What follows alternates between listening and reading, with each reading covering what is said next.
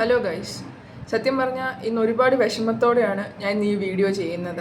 കാരണം 2 ദിവസമായിട്ട് നമുക്ക് എല്ലാവർക്കും അറിയാം, ഒരു 1.5 വയസ്സുള്ള കുഞ്ഞിൻ്റെ ഒരു വിഷയമാണ് ഇപ്പോൾ ന്യൂസിനകത്താണേലും ഫോണിനകത്താണേലും എല്ലാത്തിനകത്തും.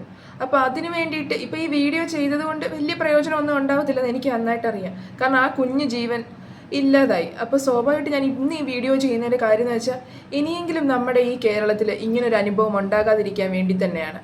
കാരണം എന്ന് വെച്ചാൽ, ഒരു 1.5 വയസ്സുള്ളൊരു കുഞ്ഞിനെ അതിക്രൂരമായി ഇങ്ങനെ, അതും 51 മുറിവുകളാണ് ആ കുഞ്ഞിൻ്റെ ദേഹത്തുള്ളത്.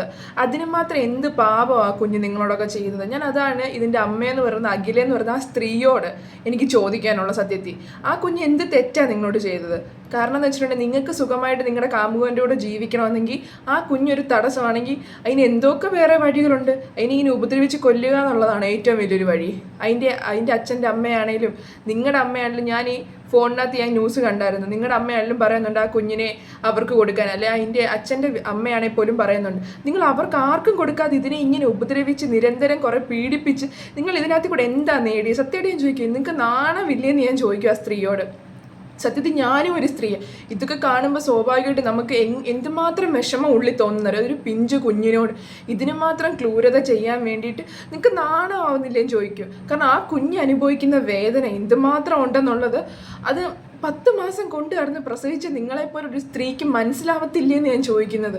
കാരണം എന്ന് വെച്ചാൽ, ഈ അഷ്കർ എന്ന് പറയുന്ന ആള് കൊടും ക്രിമിനലാണ്. കാരണം അദ്ദേഹം എന്ന് പോലും പറയാനൊക്കത്തില്ല. അങ്ങേരെ ആദ്യത്തെ ഭാര്യനെ പോലും ഉപദ്രവിച്ച് കെട്ടി തൂക്കി, അതുമാത്രമല്ല അവരുടെ തല വരെ ഭിത്തിയിലിടിപ്പിച്ച് സെറിബ്രത്തിന് വരെ കുഴപ്പമായിട്ടിരിക്കുക. അവരാണ് 2 വർഷമായിട്ട് ഹോസ്പിറ്റലൈസ്ഡാണ്. അപ്പം ഈ ന്യൂസ് ഇങ്ങനെ വന്നപ്പോൾ അവരുടെ ഇതും ഞാൻ കണ്ടായിരുന്നു ഫോണിനകത്ത്. ഇതിന് മാത്രം ഒരു ക്രൂരത ചെയ്യാൻ വേണ്ടിയിട്ട് സത്യം പറഞ്ഞാൽ മൃഗമാണ് ഈ അഷ്കറിനോട് ഞാൻ ചോദിക്കുന്നത്. സത്യമായിട്ട് അങ്ങേര് മൃഗമാണെന്ന് തോന്നുന്നു. മൃഗങ്ങൾക്ക് പോലും ഇതിലും ആത്മാർത്ഥതയുണ്ട് സ്വന്തം കുഞ്ഞുങ്ങളോട്. അങ്ങനെ പോലും മനുഷ്യനെ അങ്ങനെ ഉപമിക്കാൻ നമുക്ക് പറ്റത്തില്ല. അതേപോലെ അത്രയ്ക്ക് വിഷമമുണ്ട്. കാരണം എന്ന് വെച്ചിട്ടുണ്ടെങ്കിൽ, ആ പിഞ്ചു കുഞ്ഞ് അനുഭവിച്ച വേദന എന്തുമാത്രം ഉണ്ടെന്നുള്ളത് മനസ്സിലാകും. കാരണം എന്ന് വെച്ചാൽ, നമ്മുടെ ഒരു കൈ പൊള്ളുമ്പോൾ പോലും നമുക്ക് എന്തുമാത്രം വേദനയാണ്. നമ്മളൊന്ന് മറിഞ്ഞു വീഴുമ്പോൾ തന്നെ നമുക്ക് ഒരു മുറിവ് പറ്റുമ്പോൾ തന്നെ എന്തുമാത്രം. അപ്പോൾ ആ പൊടിക്കുഞ്ഞ് അനുഭവിച്ച വേദനയും വിഷമവും എന്തുമാത്രമായിരിക്കും ഈ 2 എണ്ണങ്ങൾ അതിനെ ഇട്ട് ഉപദ്രവിച്ചത്. അതുമാത്രമല്ല, 10 മാസം കൊണ്ട് കിടന്ന് അഖിലെന്ന് പറയുന്ന ആ സ്ത്രീയോട് ഞാൻ ചോദിക്കുക, നിങ്ങൾക്ക് നാണമില്ലേ? സത്യമായിട്ട് നിങ്ങൾക്ക് നാണമില്ലേ? ആ കുഞ്ഞിനെ ഇങ്ങനെ ഉപദ്രവിക്കുന്ന കണ്ടുകൊണ്ടിരിക്കുക. നിങ്ങൾ 10 മാസം കൂട്ടുകാർന്ന് പ്രസവിച്ച സ്ത്രീയല്ലേ നിങ്ങളതിനെ? കഷ്ടമാണ്. അത് മാത്രമല്ല, ആ കുഞ്ഞിൻ്റെ അച്ഛനാണെങ്കിലും മരിച്ചു പോയതാണ്. ദോഷം ആ കുഞ്ഞിനെ ഇങ്ങനെ ഇട്ട് മറ്റൊരാളെ കൊണ്ട് ഉപദ്രവിക്കുന്ന എടുക്കുന്നതൊക്കെ. നിങ്ങൾക്ക് അങ്ങേരോടെ പോയി സുഖമായിട്ട് ജീവിക്കണമെങ്കിൽ നിങ്ങൾക്ക് പോകല്ലായിരുന്നോ?